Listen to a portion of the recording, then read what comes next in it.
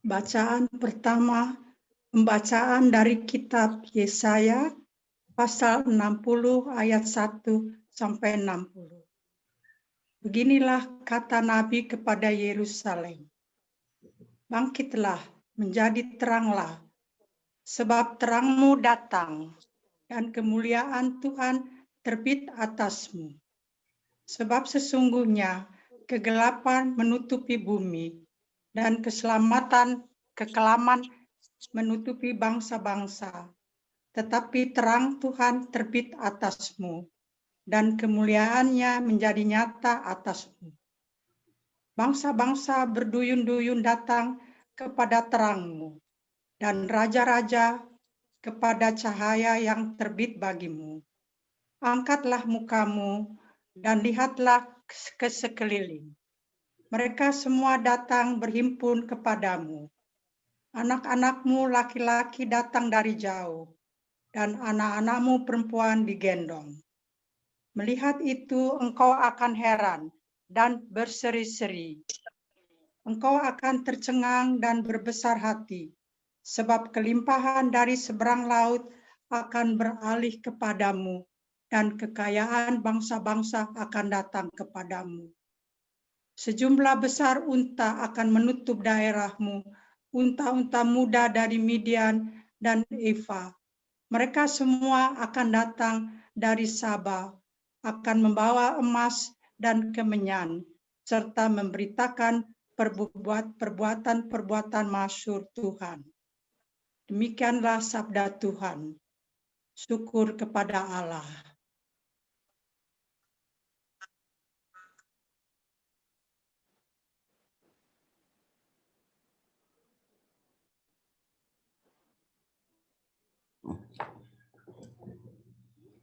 Pembacaan kedua diambil dari surat Rasul Paulus kepada jemaat di Efesus. Saudara-saudari, kamu telah mendengar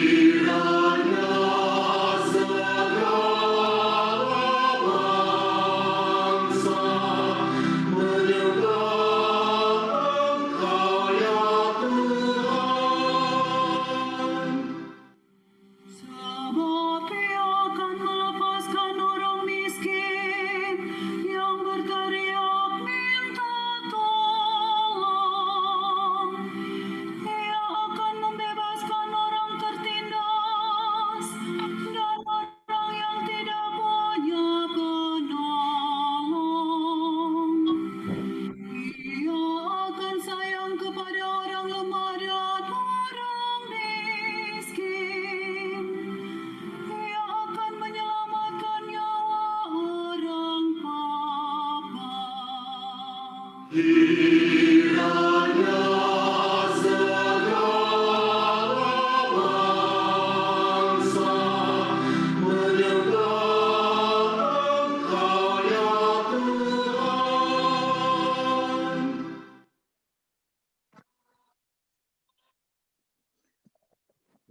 kedua diambil dari surat Rasul Paulus kepada jemaat di Efesus.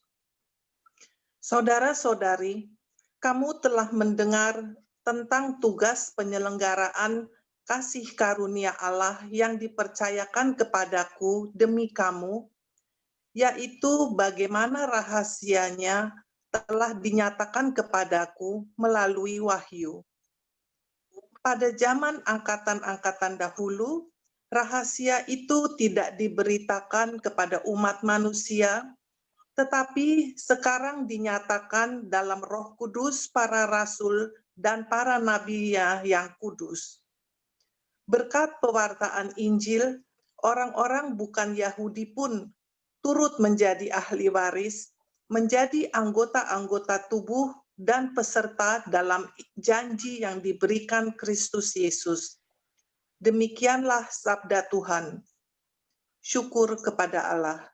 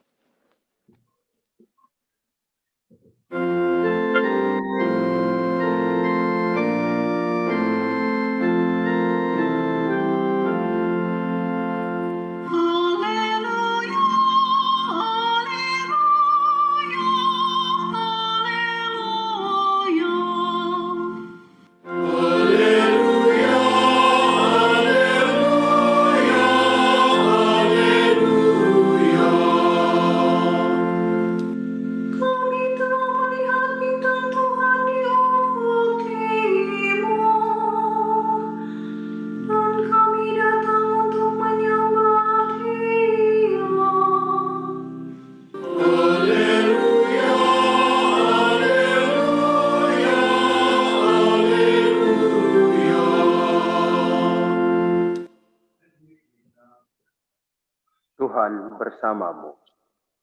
Dan bersama rohmu. Inilah Injil Yesus Kristus menurut Matius. Dimuliakanlah Tuhan. Pada zaman pemerintahan Raja Herodes, sesudah Yesus dilahirkan di Betlehem di tanah Yudea, datanglah orang-orang Majus dari timur ke Yerusalem. Mereka bertanya-tanya, di manakah Raja Yahudi yang baru dilahirkan itu? Kami telah melihat bintangnya di ufuk timur, dan kami datang untuk menyembah Dia. Mendengar hal itu, terkejutlah Raja Herodes beserta seluruh Yerusalem. Maka dikumpulkannya semua imam kepala dan ahli Taurat bangsa Yahudi. Lalu dimintanya keterangan dari mereka di mana Mesias akan dilahirkan. Mereka berkata kepadanya, di Betlehem di tanah Yudea, karena beginilah ada tertulis dalam kitab nabi-nabi. Dan engkau Betlehem di tanah Yehuda, engkau sekali-kali bukanlah yang terkecil di antara mereka yang memerintah Yehuda. Karena daripada mula akan bangkit seorang pemimpin yang akan mengembalakan umatku Israel. Lalu dengan diam-diam Herodes memanggil orang-orang Majus itu dan dengan teliti bertanya kepada mereka kapan bintang itu tampak. Kemudian ia menyuruh mereka ke Betlehem. Katanya, pergilah dan selidikilah dengan saksama hal ihwal anak itu. Dan segera sesudah kamu menemukan dia, kabarkanlah kepadaku, supaya aku pun datang menyembah dia. Setelah mendengar kata-kata Raja Herodes, berangkatlah para Majus itu. Dan lihatlah, bintang yang mereka lihat di timur itu mendahului mereka, hingga tiba dan berhenti di atas tempat di mana anak itu berada. Melihat bintang itu, sangat bersukacitalah mereka. Maka masuklah mereka ke dalam rumah itu dan melihat anak itu bersama Maria, ibunya. Lalu mereka sujud menyembah dia. Mereka pun membuka tempat harta bendanya dan mempersembahkan persembahan kepada anak itu, yaitu emas, kemenyan, dan mur. Kemudian, karena diperingatkan dalam mimpi supaya jangan kembali kepada Herodes, mereka pun pulang ke negerinya lewat jalan lain. Demikianlah Injil Tuhan. Terpujilah Kristus.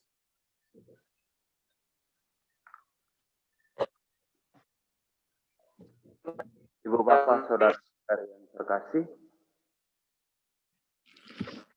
cerita tentang orang-orang Majus dari timur yang datang menjumpai bayi Yesus di Bethlehem karena melihat sebuah bintang, tentunya sudah sering kita dengar. Sebagian dari kita bahkan ada yang bisa mengisahkan ulang cerita ini luar kepala, lengkap dengan nama-nama mereka beserta hadiah-hadiah yang mereka bawa serta. Hal itu tidaklah mengherankan, karena dalam tradisi gereja, cerita tentang orang-orang Majus ini termasuk cerita yang sudah sangat tua. Cerita ini sudah direnungkan dalam karya-karya seni dan dirayakan secara meriah dalam liturgi-liturgi gereja jauh sebelum adanya perayaan Natal Yesus Kristus pada tanggal 25 Desember yang baru muncul sekitar abad keempat Masehi. Sebelum adanya perayaan Natal 25 Desember, gereja sudah lebih dahulu merayakan Hari Raya Epifani, Hari Raya Penampakan Tuhan. Dalam cerita Injil yang baru saja kita dengar, ada dua kelompok manusia yang mempunyai sikap yang sangat berbeda tentang berita kelahiran Yesus, Sang Juru Selamat dunia. Kelompok pertama adalah orang-orang Majus dari timur. Mereka adalah simbol dari suku-suku bangsa pada masa itu. Mereka adalah orang-orang kaya yang sudah hidup dalam kemakmuran dan kesejahteraan. Hal itu bisa dilihat dari hadiah yang mereka persembahkan kepada bayi yang baru dilahirkan itu. Emas, kemenyan, dan mur. Namun dalam kekayaan dan kemakmurannya, mereka merasa belum menemukan kebenaran dan kebahagiaan hidup yang sesungguhnya dan penuh. Mereka masih merasakan kekosongan dan kekurangan dalam hidup mereka. Dan karena itu, mereka berusaha mencarinya melalui tanda-tanda alam, yang dalam bacaan Injil hari ini dilukiskan dengan kehadiran sebuah bintang. Setelah melihat sebuah bintang besar terbit, mereka segera berkemas dan melakukan perjalanan jauh yang melelahkan, mengikuti petunjuk bintang itu untuk mencari dan menemukan sang kebenaran dan kebahagiaan sejati. Perjalanan mereka tidak mulus. Mereka harus senantiasa bertanya kepada orang-orang yang lebih tahu tentang hal itu. Maka mereka pun tiba di istana Herodes dan mendapatkan jawaban dari ahli-ahli kitab suci bahwa sang kebenaran, sang kebahagiaan yang mereka cari itu lahir dan ada di Bethlehem. Berdasarkan jawaban dari para ahli kitab, mereka segera ke Bethlehem dan menemukan sang bayi yang lahir di palungan. Mereka menyembah dia dan memberikan dia hadiah. Kelompok kedua adalah Herodes dan para ahli-ahli kitab suci di Yerusalem. Mereka adalah simbol dari orang-orang yang merasa diri sudah memiliki dan mengenal sang kebenaran yang sejati.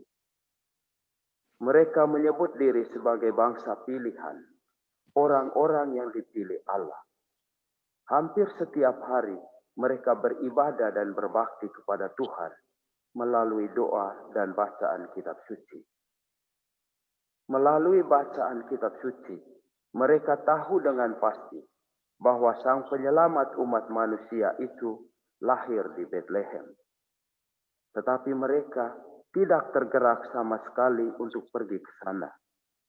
Mereka tetap tinggal di tempat dan hanya menyuruh orang-orang Majus itu untuk pergi ke Bethlehem dengan sebuah pesan bahwa mereka juga akan pergi ke sana pada suatu saat nanti. Herodes kemudian diceritakan pergi ke Bethlehem, tetapi bukan untuk menyembah sang bayi, melainkan untuk membunuhnya. Kelahiran sang bayi dipandangnya sebagai ancaman bagi kekuasaan dan kenyamanannya. Sedangkan para ahli kitab suci tidak diketahui lagi ceritanya. Apakah mereka pergi ke Bethlehem atau tidak? Pertanyaan yang patut kita refleksikan hari ini. Termasuk kelompok manakah kita? Kelompok orang-orang Majus atau kelompok Herodes dan ahli-ahli kitab suci? Kalau kita masih menyuruh orang lain untuk melakukan sesuatu, sementara kita sendiri tidak tergerak dan enggan untuk melakukannya, kalau kita masih terus mengharapkan orang lain berubah, sementara kita sendiri tidak mau berubah dan tetap berpegang teguh pada pandangan dan sikap kita sendiri, maka kita masih termasuk dalam kelompok Herodes dan ahli-ahli kitab suci.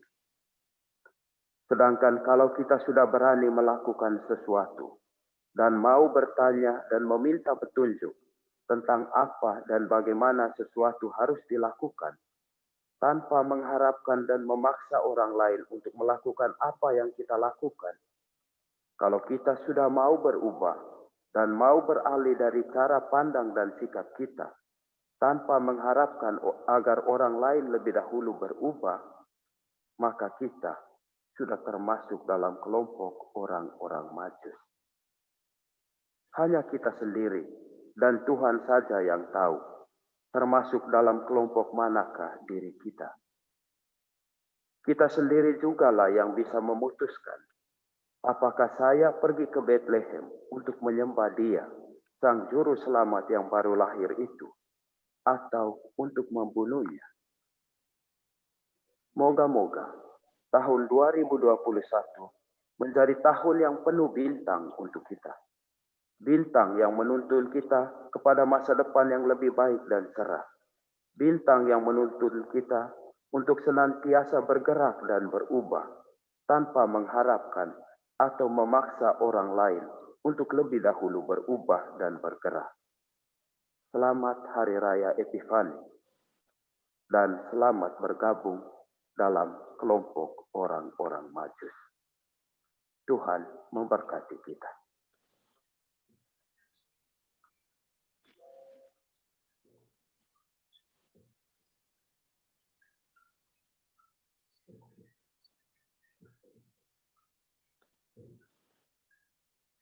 Kita tanggapi suara sabda Allah dengan sekali lagi menyatakan iman kepercayaan kita. Aku percaya akan Allah, Bapa yang Maha Kuasa, Pencipta langit dan bumi, dan akan Yesus Kristus, Putranya yang tunggal Tuhan kita, yang dikandung dari Roh Kudus, dilahirkan oleh perawan Maria, yang menderita sengsara dalam pemerintahan Pontius Pilatus, disalibkan, wafat, dan dimakamkan, yang turun ke tempat penantian, pada hari ketiga bangkit dari antara orang mati, yang naik ke surga, duduk di sebelah kanan Allah Bapa yang Maha Kuasa. Dari situ Ia akan datang mengadili orang yang hidup dan yang mati. Aku percaya akan Roh Kudus, Gereja Katolik yang kudus, persekutuan para kudus, pengampunan dosa, kebangkitan badan, kehidupan kekal. Amin. doa umat. Wah umat, Allah Bapa yang Maha Kuasa telah menghalau kegelapan hidup kita dengan mengutus terang sejati, yaitu Yesus Kristus, Putranya. Kini, marilah kita ungkapkan doa-doa kita sebagai wujud syukur atas cinta kasih-Nya yang menyelamatkan. Bagi para misionaris di seluruh dunia, Allah Bapa yang Maha Kudus, curahkanlah Roh Kudus kepada para misionaris, agar mereka sungguh mampu mewartakan kabar sukacita keselamatan dengan iman yang teguh, pengharapan yang tak pernah habis, serta kasih yang menyala-nyala hingga akhirnya menghasilkan buah berlimpah. Kami mohon, kabulkanlah doa kami ya Tuhan. Bagi para pejabat pemerintahan, Allah Bapa yang Maha Bijaksana, terangilah hati dan budi para pejabat pemerintahan, sehingga mereka semakin menyadari bahwa jabatan yang mereka miliki adalah tugas perutusan untuk mengabdi masyarakat. Kami mohon, kabulkanlah doa kami ya Tuhan. Bagi mereka yang diam-diam meninggalkan gereja, Allah Bapa Maha Rahim, tuntunlah mereka kembali ke arah bintang keselamatan yang sejati. Tuhan Yesus Kristus sendiri yang bersinar pada jiwa-jiwa sederhana, yakni para saksi Injil-Mu. Semoga kami pun semakin tergerak untuk hidup lebih sesuai dengan Injil, sehingga menjadi cahaya bintang bagi mereka. Kami mohon, kabulkanlah doa kami ya Tuhan. Bagi mereka yang sakit dan menderita, Allah Maha Penyembuh, anugerahkanlah rahmat penyembuhan dan pemulihan kesehatan bagi saudara-saudari kami yang sakit dan menderita, teristimewa Ibu Katrin Pria Pratama dan Suster Benik Xavier. Semoga mereka sanggup dengan ikhlas dan tidak putus asa dalam menghadapi sakit dan penderitaan mereka, tetapi senantiasa berharap dengan iman yang makin kokoh pada daya penyembuhan-Mu melalui tangan para medis dan obat-obatan yang mereka gunakan. Kami mohon, kabulkanlah doa kami ya Tuhan. Bagi diri kita sendiri, Allah Bapa yang Maha Setia, semoga di tengah zaman yang kian cepat berubah dan penuh tantangan ini, kami tergerak untuk berani terlibat untuk berbagi berkat, memperjuangkan kebenaran Injil sebagaimana para sarjana, mencari cahaya yang dibawa penyelamat kami. Kami mohon, kabulkanlah doa kami ya Tuhan. Allah Bapa di surga, sumber cahaya iman, kami bersyukur atas tanda-tanda cinta kasih-Mu yang telah kami terima. Namun kami mohon, janganlah meninggalkan kami, tetapi siapkan kami untuk kebahagiaan abadi dalam diri Kristus, Yesus, Tuhan dan pengantara kami. Amin.